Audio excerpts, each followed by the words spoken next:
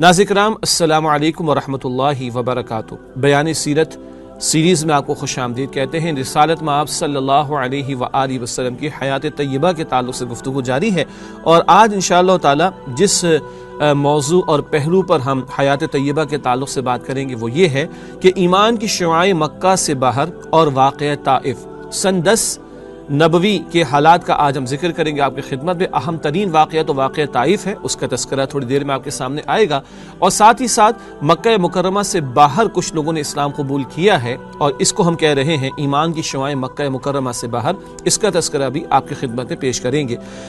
ہمیشہ کی طرح سب سے پہلے قرآن اور صاحب قرآن۔ آپ کے علم ہے کہ اس عنوان سے ہم سب سے پہلے آپ کے سامنے چند آیات قرآنی پیش کرتے ہیں جن کا نبی پاک صلی اللہ علیہ وسلم کی سیرت طیبہ سے، حیات طیبہ سے گہرا تعلق ہوتا ہے، اس لیے کہ قرآن خود سیرت النبی صلی اللہ علیہ وسلم کے بیان کا ایک اہم ترین ذریعہ اور سورس بھی ہے۔ آئیے ہمیشہ کی طرح پہلے چند آیات قرآنی۔ پہلا مقام جو آپ کے سامنے رکھنا چاہوں گا، جس کا ذکر بعد میں بھی آئے گا، یہ سورۃ الاحقاف کی چند آیتیں بعد میں ہمارے سامنے آئیں گی، البتہ ایک آیت کا ذکر پہلے آپ کے سامنے رکھیں گے، اور بڑا قیمتی اور بڑا دلچسپ مقام ہے جہاں جنات کے قبول اسلام کا تذکرہ ہمارے سامنے آ رہا ہے۔ سورۃ الاحقاف آیت نمبر 29 میں رب العالمین نے ارشاد فرمایا وَإِذْ صَرَفْنَا إِلَيْكَ نَفَرًا مِنَ الْجِنِّ يَسْتَمِعُونَ الْقُرْآنَ فَلَمَّا حَضَرُوهُ قَالُوا أَنصِتُوا فَلَمَّا قُضِيَ وَلَّوْا إِلَىٰ قَوْمِهِمْ مُنذِرِينَ۔ سورہ احقاف آیت نمبر 29، اس کا ترجمہ، اور وہ واقعہ بھی قابل ذکر ہے جب ہم جنات کے گروہ کو آپ کی طرف لے آئے تھے تاکہ قرآن سنیں۔ جب وہ اس جگہ پہنچے جہاں آپ قرآن پڑھ رہے تھے تو انہوں نے آپس میں کہا خاموش ہو جاؤ، پھر جب وہ پڑھا جا چکا تو وہ خبردار کرنے والے بن کر اپنی قوم کی طرف لوٹے۔ اللہ کے پیغمبر علیہ السلام طائف تشریف لے گئے، وہاں کیا کچھ بیتا معروف بات بھی ہے، آج کی نشست میں ذکر بھی آئے گا۔ وہاں سے واپسی کے موقع پر اللہ کے پیغمبر علیہ السلام کو بتایا جا رہا ہے کہ جنات کی ایک جماعت نے نماز فجر میں آپ کی تلاوت قرآن کو سنا بھی ہے، اور نہ صرف یہ کہ سنا بلکہ قبول بھی کیا، اور نہ صرف یہ کہ قبول کیا بلکہ اپنی قوم کی طرف منذرین، خبردار کرنے والے، اللہ کے عذاب سے ڈرانے والے بن کر، دین کے مبلغ بن کر لوٹے۔ یہ واقعہ بعد میں بھی آپ کے سامنے قدر وضاحت سے پیش کیا جائے گا۔ اگلا مقام قرآن اور صاحب قرآن صلی اللہ علیہ وسلم کے تعلق سے جس آیت کا انتخاب کیا گیا، یہ سورۃ الانعام کی آیت نمبر 89 ہے۔ اس مقام پر ذکر یہ ہے اگر مکے والے انکار کر رہے نبی پاک صلی اللہ علیہ وسلم کی دعوت حق کا، تو اللہ سبحانہ وتعالی اور دروازے کھول دے گا، دیگر لوگوں اور علاقوں کو توفیق عطا فرما دے گا کہ وہاں سے آ کر لوگ نبی کریم صلی اللہ علیہ وسلم کی دعوت کو قبول کریں گے۔ اس کی طرف اشارہ سورہ انعام آیت نمبر 89 میں ہے۔ ارشاد ہوا فَإِن يَكْفُرْ بِهَا هَؤُلَاءِ فَقَدْ وَكَّلْنَا بِهَا قَوْمًا لَيْسُوا بِهَا بِكَافِرِينَ۔ ترجمہ، اب اگر یہ لوگ اس حق کو ماننے سے انکار کرتے ہیں تو پرواہ نہیں، ہم نے کچھ اور لوگوں کو یہ نعمت سونپ دی ہے جو اس سے منکر نہیں ہیں۔ بتایا جا رہا ہے کہ نبی کریم صلی اللہ علیہ وسلم آپ تسلی رکھیے، اگر یہ مکے والے آپ کی دعوت توحید کا انکار کر رہے ہیں تو اللہ فرمانے ہم نے کچھ اور لوگوں کو مقرر کر دیا، وہ قبول کریں گے۔ یہ اشارہ مدینہ طیبہ جس کا اس وقت نام یثرب ہے، وہاں کے لوگوں کی طرف بھی ہے کہ وہ قبول بھی کریں گے، اور نبی کریم صلی اللہ علیہ وسلم کو یثرب جو بعد میں مدینہ النبی بنا صلی اللہ علیہ وسلم، وہاں جانے بلکہ آنے کی دعوت بھی پیش کریں گے۔ آخری مقام جس کا انتخاب کیا گیا آج کی نشست میں قرآن اور صاحب قرآن صلی اللہ علیہ وسلم کے تعلق سے، وہ ہے سورۃ الانشراح کی آیت نمبر 5 اور 6 مشہور آیات ہیں قرآن حکیم کی۔ فَإِنَّ مَعَ الْعُسْرِ يُسْرًا إِنَّ مَعَ الْعُسْرِ يُسْرًا۔ ترجمہ، تو بے شک مشکل کے ساتھ آسانی ہے، بے شک مشکل کے ساتھ آسانی ہے۔ مشکلات سے گزرنے کے بعد ہی اللہ کی مدد آیا کرتی ہے۔ مکہ مکرمہ میں بڑے مصائب نبی اکرم علیہ السلام نے بھی دیکھے اور آپ کے صحابہ کرام نے بھی، البتہ مکی دور ہی میں یہ آیات آ رہی ہیں اور تسلی عطا ہو رہی ہے۔ مشکلات ضرور ہیں مگر ان کے ساتھ آسانیاں بھی۔ مکہ مکرمہ میں اگر زندگی تنگ کی جا رہی ہے تو کل ہجرت کا دروازہ بھی کھول دیا جائے گا مدینہ تشریف لے جانے کے لیے۔ اگر آج مکے والے انکار کر رہے ہیں، دعوت حق قبول نہیں کر رہے، تو اللہ ان انسانوں کو جو کہ رد کر رہے ہیں، ان کے مقابلے میں جنات کو توفیق دینے پر قادر ہے۔ ذکر آگے کریں گے کہ جنات اسلام قبول کر رہے ہیں۔ اگر مکے والے رد کر رہے ہیں تو یثرب سے جو بعد میں مدینہ النبی بنا، وہاں سے آ کر لوگ نبی کریم صلی اللہ علیہ وسلم کی دعوت کو قبول کریں گے۔ یہ تذکرہ بھی ابھی ہمارے سامنے مزید آئے گا انشاءاللہ تعالی۔ ناظرین کرام، قرآن اور صاحب قرآن صلی اللہ علیہ وسلم کے عنوان کے تحت چند آیات کا بیان مکمل ہوا۔ اب جو ہمارا مرکزی حصہ ہوتا ہے اس پورے پروگرام کا، وہ ہے مطالعہ سیرت، اور جیسے درجہ بدرجہ قدم بقدم نبی اکرم صلی اللہ علیہ وسلم کی حیات طیبہ آگے بڑھتی رہی، اسی ترتیب سے ہم آپ کے سامنے بیان رکھ رہے ہیں۔ اور اب جو آپ کے سامنے بات رکھنا مقصود ہے وہ طائف کا واقعہ، نوٹ کیجئے گا سن 10 نبوی کا تذکرہ ہے، آغاز وحی کو 10 برس ہوا چاہتے ہیں۔ عام الحزن کا ذکر ہو چکا ہے کہ جس سال ابو طالب اور حضرت خدیجہ رضی اللہ تعالی عنہ کا انتقال ہوا، اور اللہ کے پیغمبر صلی اللہ علیہ وسلم کے لیے مشکلات میں اضافے کا معاملہ ہے کہ آپ کے چچا ایک اعتبار سے ظاہری اسباب کے تحت آپ کے لیے ڈھال بنے ہوئے تھے، مگر ابو طالب کا انتقال ہو گیا۔ ابو طالب کے بعد ابو لہب قریش کا سردار بن گیا۔ یہ ہے بڑا ایک کریٹیکل موقع۔ یہ وہ کون ہے جس کے بارے میں قرآن کہتا ہے تبت یدا ابی لہب و تب، ابو لہب کے ہاتھ ٹوٹ جائیں، وہ ہلاک و برباد ہو جائے۔ حاصل کلام یہ ہے کہ وہ جو دشمن نمبر 1 تھا وہ سردار بن گیا قریش کا، اور ابو طالب کی موجودگی تک قریش کے دیگر لوگ بھی ہمت نہیں کر پاتے تھے نبی کریم صلی اللہ علیہ وسلم کے خلاف، یا اور لوگ بھی نبی کریم صلی اللہ علیہ وسلم کے خلاف کوئی حتمی اور واضح اقدام کا فیصلہ نہیں یا ہمت نہیں کر پاتے تھے، مگر اب تو ابو لہب قریش کا سردار بن گیا۔ چنانچہ یہ وہ موقع ہے کہ جب اللہ کے پیغمبر علیہ الصلوۃ والسلام نے محسوس کیا کہ اب مکہ مکرمہ سے باہر نکل کر کسی علاقے کی طرف جا کر دعوت کا کام کرنا چاہیے، اس کے لیے آپ نے انتخاب فرمایا طائف کا۔ اس کے تعلق سے کلام پیش خدمت ہے۔ شوال 10 نبوی میں نبی صلی اللہ علیہ وآلہ وسلم طائف تشریف لے گئے کہ ممکن ہے کہ وہاں لوگ آپ کی دعوت قبول کر لیں، آپ کو پناہ دے دیں اور آپ کی قوم کے خلاف آپ کی مدد کریں، لیکن وہاں نہ کوئی پناہ دہندہ ملا نہ مددگار، بلکہ الٹے انہوں نے سخت اذیت پہنچائی اور ایسی بدسلوکی کی کہ خود آپ صلی اللہ علیہ وسلم کی قوم نے ویسی بدسلوکی نہ کی تھی۔ اللہ کے پیغمبر اس امید سے تشریف لے گئے صلی اللہ علیہ وسلم کہ وہاں آپ کے ننیالی رشتہ دار بھی موجود تھے کہ شاید یہاں سے کوئی آپ کو مدد میسر آ سکے، اور آپ کی قوم جو آپ کی جان کے در پہ ہو چکی ہے اور ابو طالب کا بھی اب انتقال ہو گیا، تو اس تناظر میں شاید آپ کی کوئی مدد کا اہتمام ہو سکے۔ ظاہر کے اسباب کے تحت یہ ارادہ اللہ کے رسول نے کیا صلی اللہ علیہ وسلم۔ اور ناظرین کرام غور فرمائیے گا، آپ تو اللہ کے رسول ہیں، براہ راست اللہ کی نگرانی میں وحی بھی آپ پر آ رہی ہے، مگر اسباب آپ نے ضرور اختیار فرمائے ہیں، اور امت کو تعلیم دی جا رہی ہے کہ معاملات اس دنیا کے اندر بہرحال اسباب استعمال کرنے پڑتے ہیں، گو کہ اصل بات تو مسبب الاسباب کے حکم کی ہے، یعنی رب العالمین کی، مگر اسباب کے تحت دنیا چلتی ہے تو اسباب کو بھی اختیار کرتے گئے ہیں رسول اللہ علیہ الصلوۃ والسلام۔ آگے ذکر ہے طائف مکے سے تقریباً 60 میل دور ہے۔ آپ صلی اللہ علیہ وسلم نے مسافت آتے جاتے پیدل طے فرمائی تھی۔ آپ صلی اللہ علیہ وسلم کے ہمراہ آپ کے آزاد کردہ غلام حضرت زید بن حارثہ رضی اللہ تعالی عنہ تھے۔ راستے میں جس قبیلے سے گزر ہوتا اسے اسلام کی دعوت دیتے، لیکن کسی نے بھی یہ دعوت قبول نہ کی۔ مستقل آپ کا مشن جاری ہے۔ وہ جو سورہ مدثر میں حکم ہوا قم فانذر، کھڑے ہو جائیے اور لوگوں کو ڈرائیے، اللہ کے عذاب سے خبردار کیجیے، وہ کام دعوت دین کا مستقل جاری ہے، اللہ کی طرف بلانے کا، اللہ کے عذاب سے ڈرانے کا وہ کام مستقل جاری ہے۔ چنانچہ طائف تشریف تو لے جا رہے ہیں، 60 میل کا فاصلہ ہے، البتہ راستے میں جو قبائل ملتے ہر ایک کے سامنے آپ نے دعوت توحید پیش کی، مگر کسی نے دعوت قبول نہیں کی ہے۔ اگلی بات مخالفین کی زبان درازی، اللہ کے پیغمبر علیہ الصلوۃ والسلام پر کیا بیتی، اب آئیے اس کا تذکرہ آپ کے سامنے رکھتے ہیں۔ جب طائف پہنچے تو قبیلہ ثقیف کے 3 سرداروں کے پاس تشریف لے گئے جو آپس میں بھائی تھے۔ یہ بھی نوٹ کیجئے گا طائف نسبتاً ایک ٹھنڈا علاقہ ہے، پہاڑی علاقہ ہے، اور اس زمانے میں لوگ ذرا ٹھنڈک کے حصول کے لیے بھی اس علاقے میں جا کر قیام کیا کرتے تھے۔ 3 سرداروں کے پاس آپ اولاً تشریف لے گئے اور وہ آپس میں بھائی بھی تھے۔ آپ صلی اللہ علیہ وسلم نے انہیں اللہ کی اطاعت اور اسلام کی مدد کی دعوت دی، توحید کی دعوت پیش کی اور اسلام کی مدد کرنے کی دعوت دی۔ جواب میں ایک نے کہا معاذ اللہ، یہ بدترین کلام ہے جو ان لوگوں نے کیا ہے، یہ بدترین زبان درازی جو ان اشخاص کی زبانوں پر آئی ہے۔ اور نوٹ کیجئے گا اللہ کی راہ میں کائنات کی عظیم ترین ہستی بعد از خدا بزرگ، تو یہ قصہ مختصر رسول اللہ علیہ الصلوۃ والسلام کو کیا کچھ سننا پڑا ہے، ذرا اندازہ تو کیجئے ان الفاظ سے۔ جواب میں ایک نے کہا کہ وہ کعبے کا پردہ پھاڑے اگر اللہ نے تمہیں رسول بنایا ہو۔ اللہ اکبر کبیرہ، ایک یتیم کو اللہ نے رسول بنایا، اللہ کو کوئی اور نہ ملا، کوئی سردار نہ ملا مکہ طائف کا، یہ بد کلامیت تھی ان لوگوں کی۔ تو کہنے لگا ایک شخص ان میں سے وہ کعبے کا پردہ پھاڑے اگر اللہ نے تمہیں رسول بنایا ہو۔ دوسرے نے کہا کیا اللہ کو تمہارے علاوہ کوئی اور نہ ملا؟ ہم جیسے سردار بھی تو موجود ہیں، قریش کے اور بھی سردار موجود ہیں، کسی بڑے سردار کو اللہ تعالیٰ اپنا رسول بناتا، ایک یتیم جو ماضی میں یتیم رہا اس کو اللہ نے اپنا رسول بنایا، معاذ اللہ ثم معاذ اللہ۔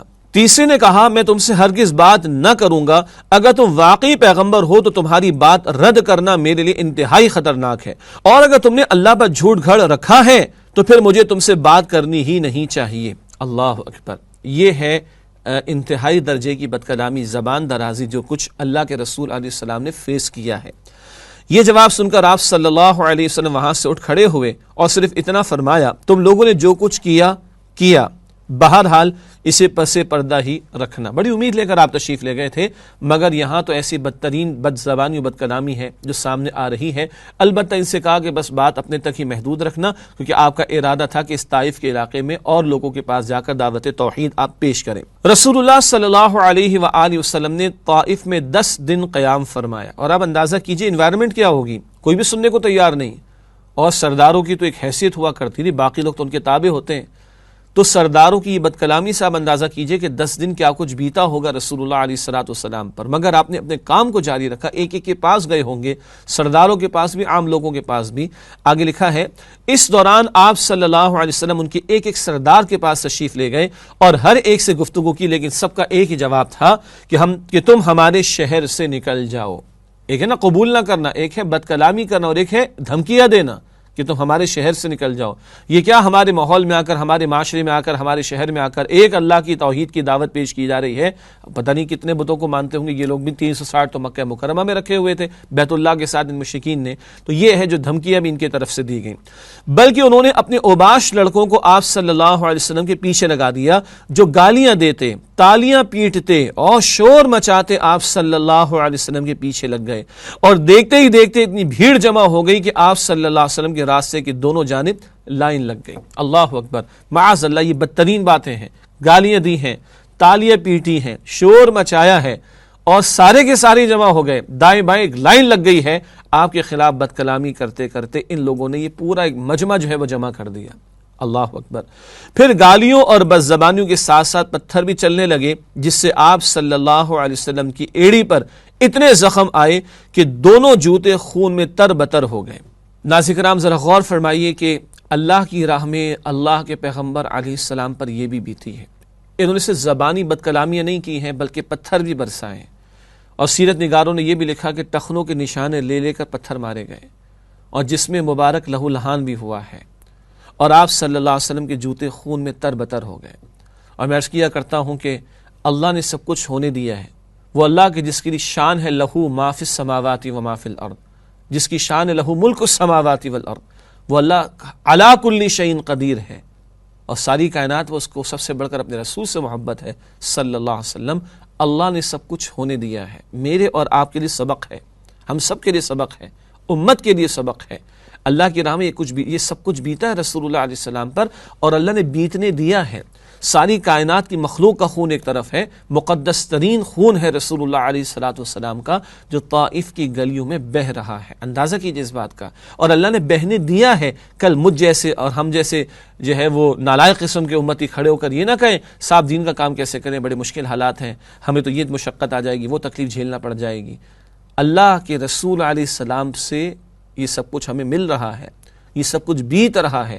اور رب کائنات جو کل اختیار رکھتا ہے اس سے یہ سب کچھ ہونے دیا ہے تاکہ کل کوئی امتی کھڑا ہو کر بہانے نہ بنائے، کوئی لیم ایکسکیوز پیش نہ کرے اور بہانے بنا کر دین کے کام سے جی نہ چرائے. اللہ مجھے اور آپ کو، ہم سب کو اس سے محفوظ رکھے. اور سیرت کا یہ بیان یہ لفاظی تو نہیں ہے، یہ حقیقتیں جو بیتی ہیں. اور بہرحال بیان کرنا تو بڑا آسان ہے، سن لینا بھی ہمارے لیے آسان ہے، مگر اپنے آپ کو اس نوعیت کی کیفیات میں رکھنے کی کوشش کرنا، اس کا حوصلہ بھی لانا بڑی بات ہے، اس کا ارادہ کرنا بھی بڑی بات ہے. ارادہ تو رکھیں، آزمائشیں مانگی نہیں جاتی اللہ سے. ہاں اگر آئیں تو اللہ سے صبر کی، استقامت کی دعا کی جاتی ہے. ربنا افرغ علینا صبرا، اے ہمارے رب ہم پر صبر کے دہانوں کو کھول دے. اللہ ہم سب کو اپنے دین کی دعوت کے کام کے لیے، اپنے دین کی محنت کے لیے، اپنی دین کی جد و جہد کے لیے قبول فرمائے. ادھر حضرت زید رضی اللہ تعالیٰ عنہ بن حارثہ ڈھال بن کر چلتے ہوئے پتھروں کو روک رہے تھے، جس سے ان کے سر میں کئی جگہ چوٹ آ گئی. رسول اللہ پر تو پتھر برس رہے ہیں صلی اللہ علیہ وسلم، مگر حضرت زید رضی اللہ تعالیٰ عنہ ڈھال بنتے بنتے اس قدر ان کے معاملات آئے کہ ان کے سر میں کئی جگہ چوٹ آ چکی ہے. بدماشوں نے یہ سلسلہ برابر جاری رکھا، یہاں تک کہ آپ کو ربیعہ کے بیٹوں عتبہ اور شیبہ کے ایک باغ میں پناہ لینے پر مجبور کر دیا. یہ باغ طائف سے 3 میل کے فاصلے پر واقع تھا. جب آپ نے یہاں پناہ لی تو بھیڑ واپس چلی گئی۔ یہاں آگے جاں بخشی کا معاملہ ہوا، مگر یہاں اگلا ایک بڑا پیارا، بڑا دلچسپ اور بڑا قیمتی اور بڑا موٹیویشن والا ایک واقعہ ہمارے سامنے آ رہا ہے، آئیے اس کو بھی تھوڑا سمجھتے ہیں۔ ادھر آپ صلی اللہ علیہ وسلم کو ربیعہ کے بیٹوں نے اس حالت زار میں دیکھا تو ان کے جذبہ قرابت میں حرکت پیدا ہوئی، اور انہوں نے ایک عیسائی غلام کو جس کا نام عبداس تھا بلا کر کہا کہ اس انگور سے ایک گچھا لو اور اس شخص کو دے آؤ۔ اب آپ سوچئے، نبی علیہ السلام کی محنت تو سوال ہی پیدا نہیں ہوتا کہ رائے گا جائے، اللہ نے کیا کیا اہتمام کیا ہے قبولیت حق کے لیے، اندازہ کیجئے کہ اس واقعے سے یہ عداس جو کہ غلام ہے وہ لے کر آتا ہے رسول اللہ علیہ السلام کے پاس یہ انگور۔ جب اس نے انگور آپ صلی اللہ علیہ وسلم کی خدمت میں پیش کیا تو آپ نے بسم اللہ کہہ کر ہاتھ بڑھایا اور کھانا شروع کیا۔ بسم اللہ پڑھ کر کھانا، یہ رسول اللہ علیہ السلام نے طریقہ ہمیں بتایا ہے، آپ نے اسی طریقے کے مطابق عمل کیا۔ عداس نے کہا یہ جملہ تو اس علاقے کے لوگ نہیں بولتے۔ رسول اللہ صلی اللہ علیہ وسلم نے فرمایا تم کہاں کے رہنے والے ہو اور تمہارا دین کیا ہے؟ اس نے کہا میں عیسائی ہوں اور نینوا کا باشندہ ہوں۔ رسول اللہ صلی اللہ علیہ وسلم نے فرمایا اچھا تم مرد صالح یونس بن متہ کی بستی کے رہنے والے ہو؟ اس نے کہا آپ صلی اللہ علیہ وآلہ وسلم یونس بن متہ کو کیسے جانتے ہیں؟ رسول اللہ صلی اللہ علیہ وسلم نے فرمایا وہ میرے بھائی تھے، وہ نبی تھے اور میں بھی نبی ہوں۔ اللہ اکبر۔ اور عداس سمجھ گیا کہ یہ بات کوئی نبی ہی بتا سکتا ہے، کسی اور کے لیے ممکن نہیں ہے۔ یہ سن کر عداس رسول اللہ صلی اللہ علیہ وسلم پر جھک پڑا اور آپ کے سر اور ہاتھ پاؤں کو بوسہ دیا اور گویا اس نے بھی حق قبول کر لیا۔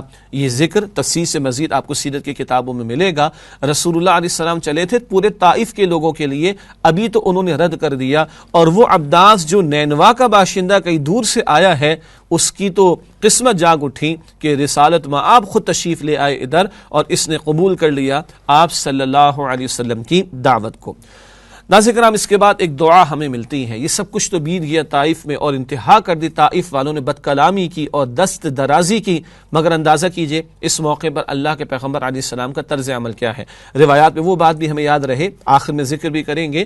اللہ سبحانہ وتعالیٰ نے ملک الجبال، پہاڑوں پر مقرر فرشتے کو بھیجا، جبرائیل تشریف لائے علیہ السلام، عرض کی کہ اللہ کے پیغمبر علیہ السلام آپ چاہیں تو یہ فرشتہ ان پوری بستی والوں کو پیس کر ختم کر دے۔ اللہ کے پیغمبر علیہ السلام نے فرمایا کہ نہیں، یہ ابھی لا علم ہیں، نادان ہیں، کیا خبر کہ ان کی اگلی نسل کو اللہ سبحانہ وتعالی توفیق عطا فرما دے قبولیت حق کی۔ یہ کچھ بھی بیتا ہے، اور مزید نوٹ کیجئے گا اللہ کے پیغمبر صلی اللہ علیہ وسلم کی یہ بات کیسے پوری ہوئی۔ محمد بن قاسم رحمۃ اللہ علیہ، جن کے نتیجے میں سندھ میں، جن کے ذریعے سے سندھ میں اسلام آیا تھا، باب الاسلام سندھ قرار پاتا ہے، وہ محمد بن قاسم رحمۃ اللہ علیہ اسی ثقیف قبیلے کے فرد تھے، بعد میں وہ ایمان لائے ہیں، اور یہ ثقیف قبیلے کے سردار تھے جن تین کا ذکر پہلے آیا جنہوں نے بد کلامی کی تھی۔ اب دعا سنیے رسول اللہ علیہ السلام کی، کس قدر عاجزی والی دعا، للہیت والی دعا، لجاجت والی دعا، اللہ کی طرف رجوع کا پیارا انداز دیکھیے۔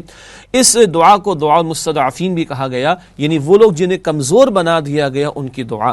اللہم الیک اشکو ضعف قوتی وقلت حیلتی وہوانی علی الناس یا ارحم الراحمین، انت رب المستضعفین وانت ربی، الی من تکلنی الی بعید یتجہمنی ام الی عدو ملکتہ امری، ان لم یکن بک علی غضب فلا ابالی ولکن عافیتک ہی اوسع لی، اعوذ بنور وجہک الذی اشرقت لہ الظلمات وصلح علیہ امر الدنیا والآخرہ من ان تنزل بی غضبک او یحل علی سخطک لک العتبى حتی ترضى ولا حول ولا قوة الا بک۔ اس کا ترجمہ سماعت فرمائیے گا۔ بار الہا، میں تجھی سے اپنی کمزوری و بے بسی اور لوگوں کے نزدیک اپنی بے قدری کا شکوہ کرتا ہوں۔ یا ارحم الراحمین، تو کمزوروں کا رب ہے اور تو ہی میرا بھی رب ہے۔ تو مجھے کس کے حوالے کر رہا ہے؟ کیا کسی بیگانے کے جو میرے ساتھ تندی سے پیش آئے، یا کسی دشمن کے جس کو تو نے میرے معاملے کا مالک بنا دیا ہے؟ اگر مجھ پر تیرا غضب نہیں ہے تو مجھے کوئی پرواہ نہیں، لیکن تیری عافیت میرے لیے زیادہ کشادہ ہے۔ میں تیرے چہرے کے اس نور کی پناہ چاہتا ہوں جس سے تاریکیاں روشن ہو گئیں اور جس پر دنیا و آخرت کے معاملات درست ہوئے، کہ تو مجھ پر اپنا غضب نازل کرے یا تیرا عطا مجھ پر وارد ہو۔ تیری ہی رضا مطلوب ہے یہاں تک کہ تو خوش ہو جائے، اور تیرے بغیر کوئی زور اور طاقت نہیں۔ یہ ہے دعا اور کس قدر خوبصورت بات، اللہ اگر اس سب میں تو مجھ سے راضی ہے فلا ابالی، تو مجھے کوئی پرواہ نہیں، یہ تیری راہ میں سب کچھ آیا، تو راضی ہے تو مجھے کسی کی کوئی فکر نہیں۔ کیا اللہ کی طرف رجوع کا طریقہ اللہ کے پیغمبر علیہ السلام نے سکھایا۔ اس کے بعد ایک اور قیمتی واقعہ پیش آیا، انسانوں نے رد کیا ہے، اللہ نے جنات کو بھیجا ہے قبول اسلام کے لیے۔ یہ واقعہ آپ کے سامنے رکھیں گے ایک وقفے کے بعد انشاءاللہ تعالی۔ السلام علیکم ورحمۃ اللہ وبرکاتہ۔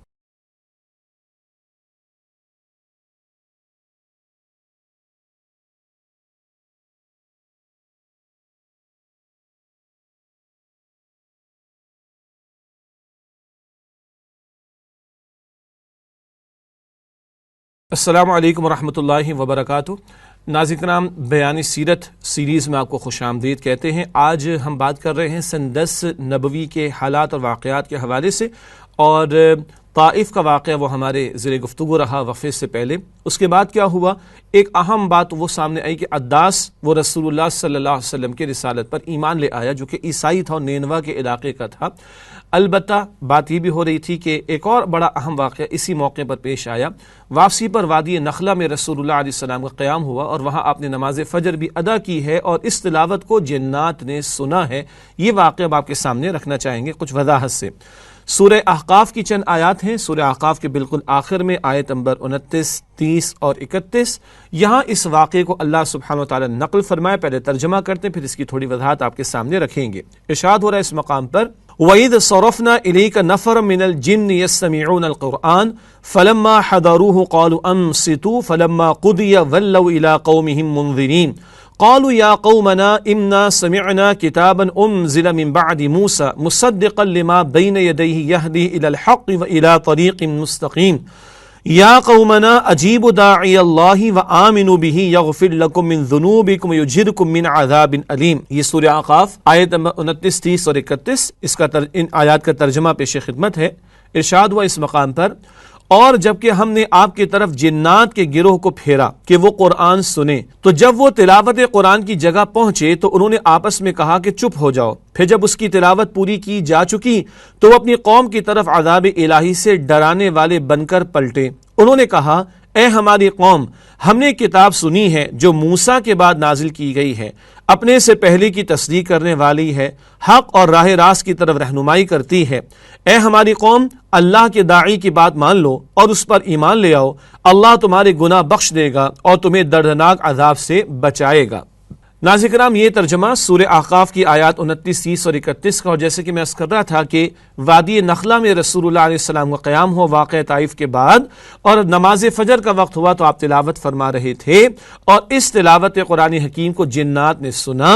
نہ صرف یہ کہ سنا بلکہ قبول بھی کیا، اور نہ صرف یہ کہ قبول کیا بلکہ اپنی قوم کی طرف داعی قرآن بن کر لوٹے ہیں۔ بہت پیارا مقام ہے، بڑے اس میں حکمت کے نقطے ہیں۔ ایک طرف تو یہ کہ زمین والے انسان انکار کر رہے ہیں، رب کائنات نے جنات کو بھیج دیا اور وہ اسلام قبول کر رہے ہیں۔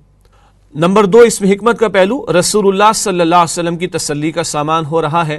اگر یہ انسان انکار کر رہے ہیں تو لیجیے ہم نے جنات کو آپ کی طرف بھیج دیا، وہ قرآن قبول بھی کر رہے ہیں اور قرآن کے داعی بن کر بھی لوٹ رہے ہیں۔ تیسری بات، کتنا قرآن انہوں نے سنا ہے؟ چند آیات ہیں۔ نماز فجر میں نبی پاک صلی اللہ علیہ وسلم عام طور پر، ویسے تو یہ مکی دور کا واقعہ ہے لیکن عموماً جو آپ کا اہل علم نے روایات احادیث کی روشنی میں بیان کیا ہے، سورۃ الحجرات 26واں پارہ سے لے کر سورۃ البروج آخری پارہ، زیادہ سے زیادہ اس میں کوئی صورت ہے تو 4 رکوعوں کی وہ سورۃ الحدید ہے۔ اکثر صورتیں 2 رکوع یا 3 رکوعوں پر مشتمل ہیں۔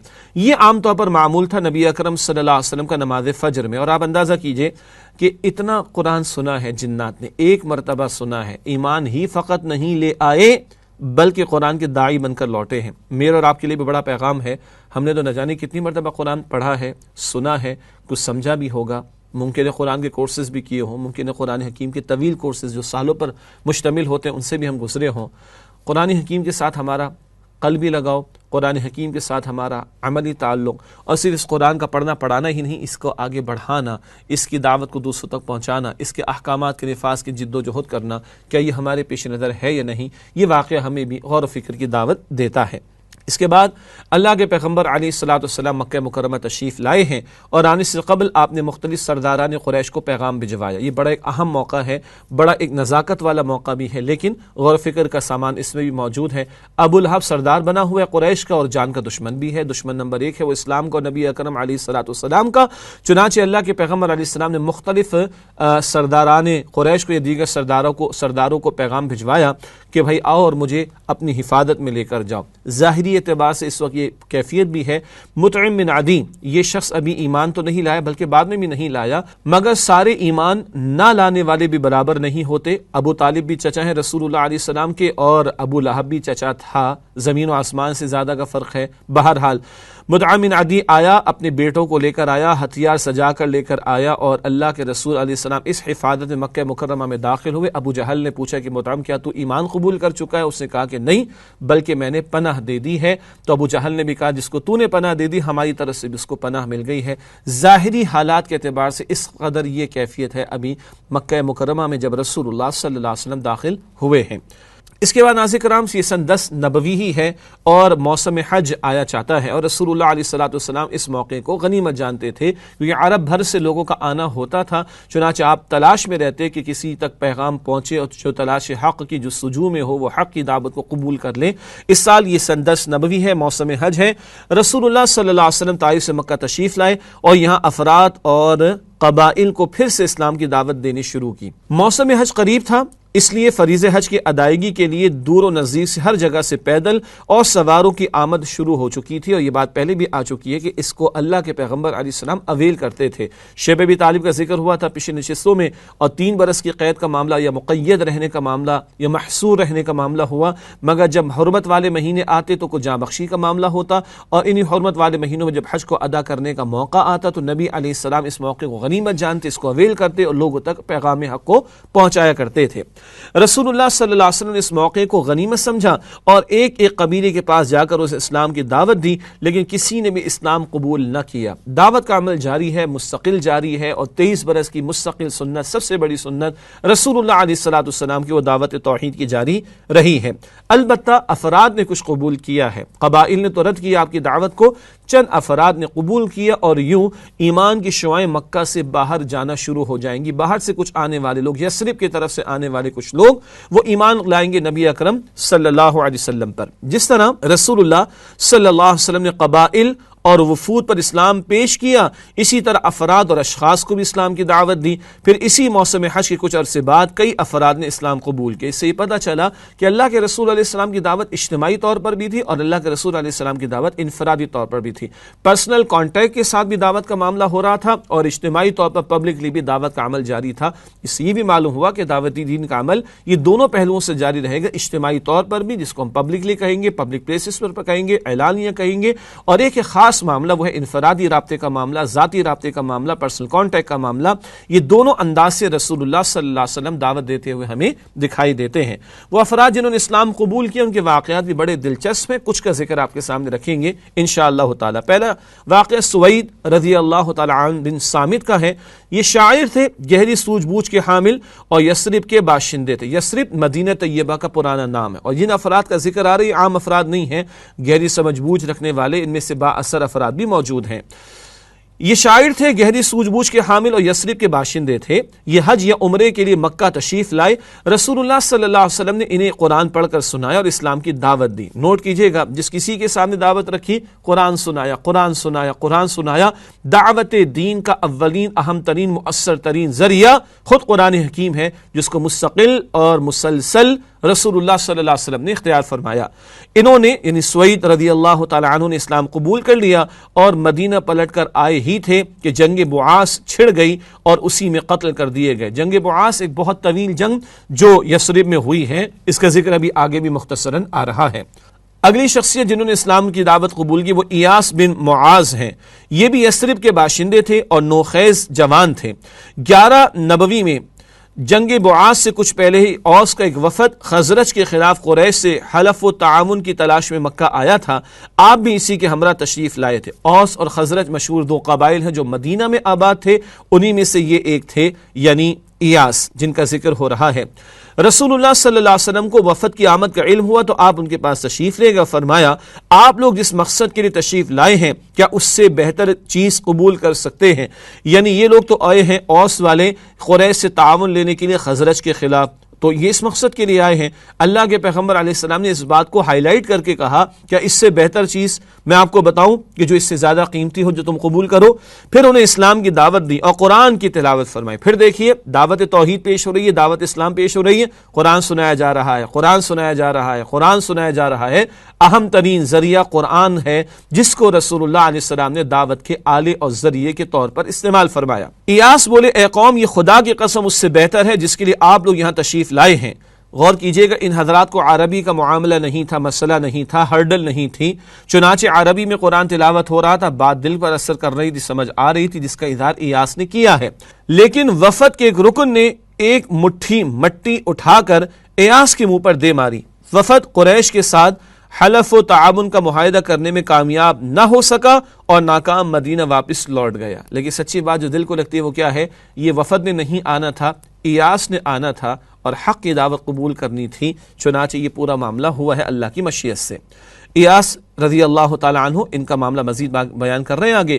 مدینہ پلٹنے کے تھوڑے ہی دن بعد ایاس انتقال کر گئے۔ وہ اپنی وفات کے وقت تحلیل و تکبیر اور حمد و تسبیح کر رہے تھے، اس سے لوگوں کو یقین ہے کہ ان کی وفات اسلام پر ہوئی۔ یہ سیرت نگاروں کا خیال ہے کہ ان کی وفات اسلام پر ہوئی ہے اور اس کے شواہد بھی انہوں نے پیش کیے ہیں۔ اس کے بعد ذکر ہے مشہور صحابی رسول صلی اللہ علیہ وسلم حضرت ابو ذر غفاری رضی اللہ تعالی عنہ، صحابہ کرام میں درویش صحابہ اور وہ لوگ کہ جنہوں نے بڑی قسم برسی کی، ظاہری حالات کے اعتبار سے زندگی بسر کی، ان میں یہ بھی شامل ہیں۔ یہ یثرب کے اطراف میں سکونت پذیر تھے۔ جب سوید بن صامت اور ایاس بن معاذ کے ذریعے یثرب میں رسول اللہ صلی اللہ علیہ وسلم کی بعثت کی خبر پہنچی تو ملاقات کے لیے مکہ چلے گئے، لیکن آپ صلی اللہ علیہ وسلم کو پہچانتے نہ تھے اور یہ بھی گوارا نہ تھا کہ آپ صلی اللہ علیہ وسلم کے متعلق کسی سے پوچھتے۔ آخر کار حضرت علی رضی اللہ تعالی عنہ کا ان کے پاس سے گزر ہوا، انہوں نے معلوم کیا تو ابو ذر غفاری رضی اللہ تعالی عنہ نے سارا ماجرا سنا دیا۔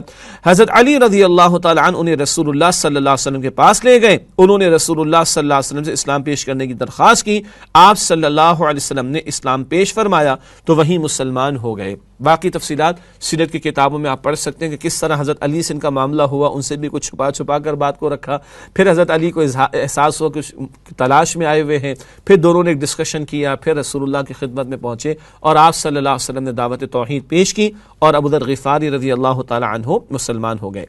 ایک اور اہم شخصیت طفیل رضی اللہ تعالی عنہ عمر دوسی، ان کے متعلق تفصیل پیش خدمت ہے۔ یہ شریف انسان، شاعر، سوجھ بوجھ کے مالک اور قبیلہ دوس کے سردار تھے۔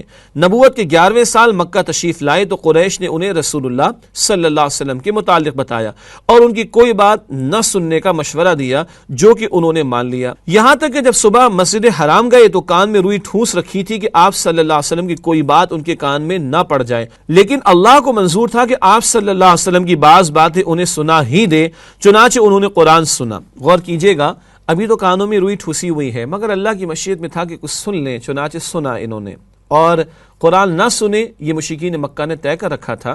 سورہ حامیم السجدہ میں آیت نمبر 26 میں ذکر آتا ہے وَقَالَ الَّذِينَ كَفَرُوا لَا تَسْمَعُوا لِهَذَا الْقُرْآنِ وَالْغَوْا فِيهِ لَعَلَّكُمْ تَغْلِبُونَ، کفار نے کہا اس قرآن کو سننا مت اور اس کے سننے میں شور پیدا کرنا تاکہ تم غالب رہو۔ وہ جانتے تھے جس کے دل میں قرآن اتر گیا، جس نے قرآن سن لیا، اس کی زندگی میں انقلاب برپا ہو جاتا ہے، قرآن سے روکتے تھے، مگر یہاں اللہ کی مشیت میں تھا کہ طفیل رضی اللہ تعالیٰ عنہ کو سنے، چنانچہ انہوں نے قرآن سنا، پھر سوچا کہ میں ایک سوجھ بوجھ رکھنے والا شاعر آدمی ہوں، کیوں نہ اس شخص کی بات سنوں، اگر اچھی ہوئی تو قبول کر لوں گا، بری ہوئی تو چھوڑ دوں گا۔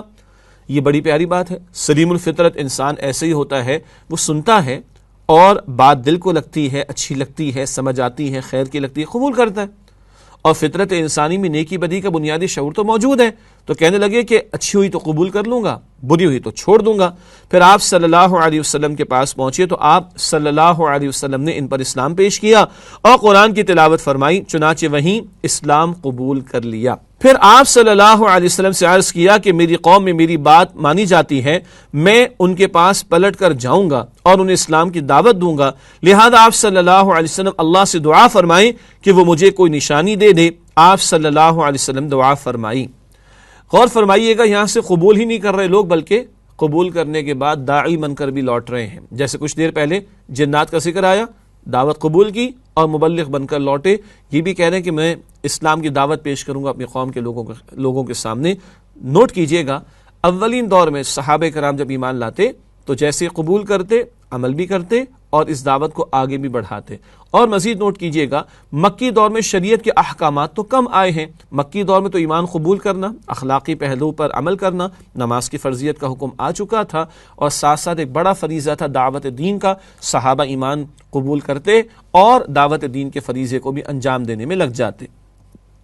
پھر انہوں نے اپنے والد اور اپنی بیوی کو اسلام کی دعوت دی اور وہ دونوں مسلمان ہو گئے. اس سے بھی پتہ چلا دعوت کا کام اپنے قریبی لوگوں سے شروع ہونا چاہیے. عربی میں ایک مشہور اصول بیان ہوتا ہے، الاقرب فالاقرب، جو جتنا قریب وہ اتنا ہی قریب، اس کا حق بھی اتنا زیادہ ہے. چنانچہ اپنے والد اور اپنی بیوی کو حضرت طفیل رضی اللہ تعالی عنہ نے دعوت حق پیش کی اور وہ دونوں مسلمان ہو گئے. لیکن قوم نے اسلام قبول کرنے میں تاخیر کی، مگر یہ مسلسل کوشاں رہے، یہاں تک کہ غزوہ خندق کے بعد جب انہوں نے ہجرت فرمائی تو ان کے ساتھ قوم کے 70 یا 80 افراد تھے. انہوں نے جنگ یمامہ میں جامع شہادت نوش فرمایا. ناظرین کرام، آخری واقعہ ان اشخاص میں سے جن کا پیش کرنا مقصود، ان کا واقعہ بڑا دلچسپ. وہ کچھ کرنے آئے تھے اور کچھ ہو گیا تھا. ان کو کرنے کچھ آئے تھے اور لے کر کچھ اور گئے ہیں. یہ یمن کے باشندے تھے، خاصی دور سے آئے. جھاڑ پھونک کرنا اور آسیب اتارنا ان کا کام تھا. یہ پروفیشنل آدمی تھے، جھاڑ پھونک اور یہ سارے کام کرتے تھے. مکہ آئے تو وہاں کے احمقوں سے سنا کہ محمد صلی اللہ علیہ وسلم پاگل ہے. معاذ اللہ ثم معاذ اللہ، یہ مشرکین مکہ کہا کرتے تھے. قرآن نے بھی نقل کیا ہے، ساحر کذاب، یہ جادوگر ہیں اور مجنون ہیں. استغفر اللہ استغفر اللہ. سوچا کیوں نہ اس شخص کے پاس چلوں، ہو سکتا ہے اللہ میرے ہی ہاتھوں سے اسے شفا دے دے. سبحان اللہ. یہ جا رہے رسول اللہ کے پاس صلی اللہ علیہ وسلم، خیال یہ ہے کہ اللہ میرے ہاتھوں ان کو شفا دے دے گا، اور معاملہ بالکل اس کے برعکس ہونے چلا ہے. چنانچہ آپ صلی اللہ علیہ وسلم سے ملاقات کی اور کہا، اے محمد صلی اللہ علیہ وسلم، میں آسیب اتارنے کے لیے جھاڑ پھونک کیا کرتا ہوں، کیا آپ صلی اللہ علیہ وسلم کو بھی اس کی ضرورت ہے؟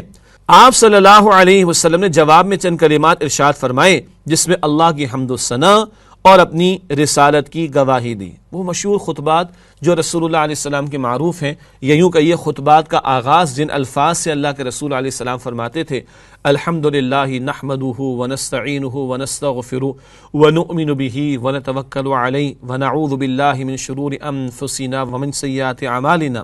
اس کے بعد آگے چل کر واشہد ان لا الہ الا اللہ وحدہ لا شریک لہ واشہد ان سیدنا و مولانا محمدا عبدہ ورسولہ صلی اللہ علیہ وسلم. یہ جو آج ہم اپنے اکثر جمعے کے خطبات میں اور دیگر مواقع پر یہ کلمات سنتے ہیں، یہ خود رسول اللہ نے تعلیم فرمائے صلی اللہ علیہ وسلم. ان میں اللہ کی حمد و ثنا، اسی طریقے پر اللہ کی توحید کی گواہی، نبی اکرم علیہ السلام کی رسالت کی گواہی کے الفاظ شامل. یہ الفاظ اللہ کے رسول نے سنائے ضماد رضی اللہ تعالیٰ عنہ ازدی کو. ضماد نے کہا، ذرا اپنے یہ کلمات مجھے پھر سنا دیجئے. آپ صلی اللہ علیہ وسلم نے 3 بار دہرایا. اس کے بعد ضماد نے کہا کہ میں کاہنوں، جادوگروں اور شاعروں کی بات سن چکا ہوں، لیکن میں نے آپ صلی اللہ علیہ وسلم کے جیسے کلمات کہیں نہیں سنے اور پھر اسلام قبول کر لیا. آئے تھے اس ارادے سے کہ شفا دیں گے، شفا لے کر گئے ہیں اور نبی اکرم صلی اللہ علیہ وسلم کی رسالت پر ایمان لے آئے ہیں. ناظرین کرام، یہ تو چند افراد کا ذکر ہوا جو مدینہ طیبہ یا دیگر علاقوں سے تھے، یثرب یا جیسے یمن سے ذکر ہوا، اور ان تک ایمان کی دعوت پہنچی ہے. اب جو واقعہ پیش آپ کے سامنے کر رہے ہیں وہ ہے یثرب سے کچھ لوگوں کا مدینہ طیبہ آنا، اور یہ 11 نبوی کا موسم حج ہے. اس تعلق سے چند باتیں.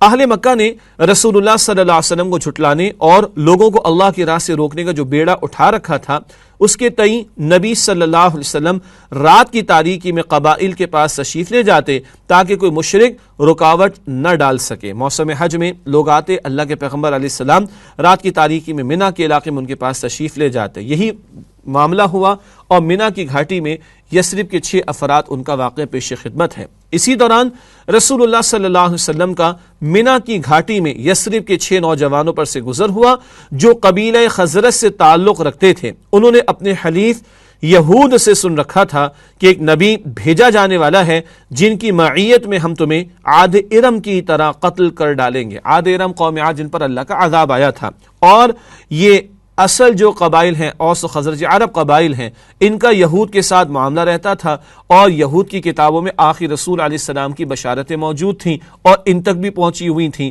چنانچہ یہ ذہن میں رکھیے کہ یہ وہ افراد ہیں کہ جن کے کانوں میں یہود کی زبانی رسول اللہ علیہ السلام کے بحیثیت آخری رسول آنے کی بشارتیں موجود ہیں۔ آپ صلی اللہ علیہ وسلم نے ان کے سامنے اسلام کی حقیقت بیان فرمائی تو انہوں نے آپس میں ایک دوسرے سے کہا کہ یہ تو وہی نبی معلوم ہوتے ہیں جن کا حوالہ دے کر یہود تمہیں دھمکیاں دیا کرتے تھے۔ یہود کہتے تھے وہ آخری رسول آئیں گے، اے عرب کے قبائل، تو ان کے ساتھ مل کر ہم تمہارے خلاف جنگ کریں گے، تمہیں قتل کر ڈالیں گے۔ ان کے کان کھڑے ہو گئے، لہذا یہود تم پر سبقت نہ لے جانے پائیں، یعنی ایک دوسرے کو کہہ رہے ہیں وہ یہود جن کے انتظار میں ہو تو یہی رسول معلوم ہوتے ہیں کہ وہ تم پر سبقت نہ لے جائیں، ہمیں آگے بڑھ کر ان پر ایمان لانا چاہیے۔ اس کے بعد انہوں نے فوراً آپ صلی اللہ علیہ وسلم کی دعوت قبول کر لی اور مسلمان ہو گئے۔ نوٹ کیجئے گا ناظرین کرام، اللہ کے پیغمبر علیہ السلام 10 نبوی میں تشریف لے گئے تھے طائف کی طرف، وہاں جو کچھ ہوا وہ ہمارے سامنے ہے۔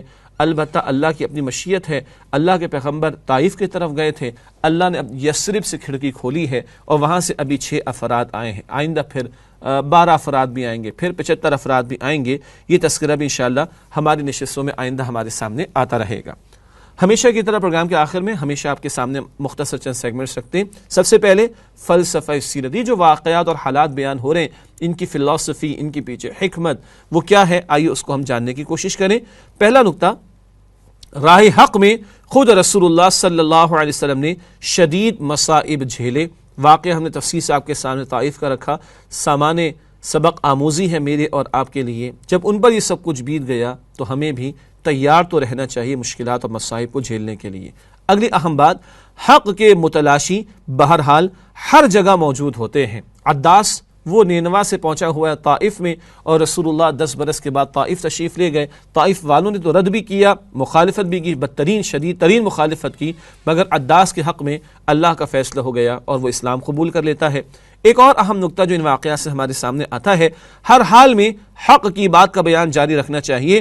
قبول حق کے لیے افراد اللہ تعالیٰ ہی عطا فرماتا ہے، جنات کو اللہ ہی نے بھیجا۔ عداس وہاں موجود ہے اللہ کی مشیت سے، اور اب مکہ مکرمہ میں ہے رسول اللہ علیہ السلام، تو افراد بھی آ رہے ہیں مختلف علاقوں سے، اور یثرب سے یہ 6 افراد آتے ہیں اور اسلام قبول کر لیتے ہیں۔